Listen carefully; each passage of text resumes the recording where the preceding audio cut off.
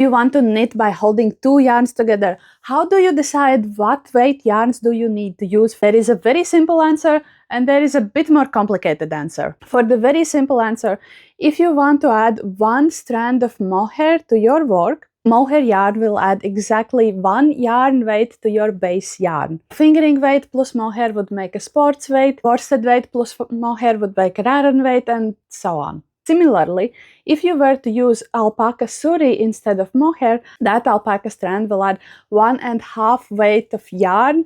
So that's not as straightforward, but you can still very easily decide what you need for the base yarn depending on whether you want the fabric to be drapier or denser. It gets slightly trickier if you want to use kind of like two base yarns together.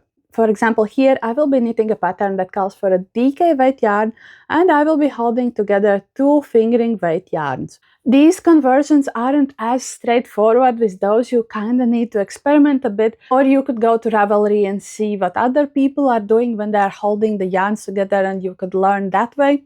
So there are those kind of ground rules that you can start remembering. For example, two fingering weight yarns usually will give you DK weight.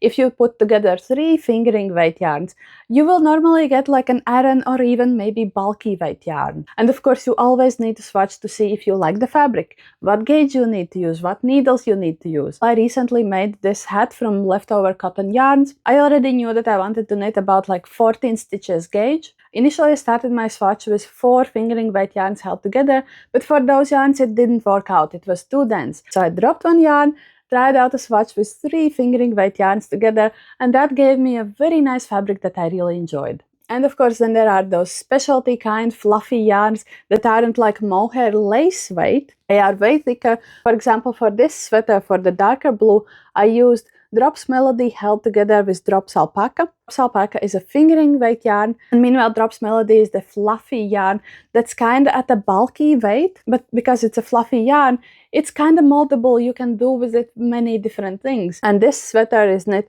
at 16 stitch gauge, and you can see I got a very nice, dense, warm fabric, and it's exactly what I was going for. And it works out because with those fluffier, heavier weight yarns, you can also compress them more. You can knit them at a tighter gauge to achieve an effect that you want. So while there are some very easy to remember rules about how to mix yarns together and what will you get, other times you just need to experiment and you will gain that knowledge with experience and basically be really creative with yarns that way.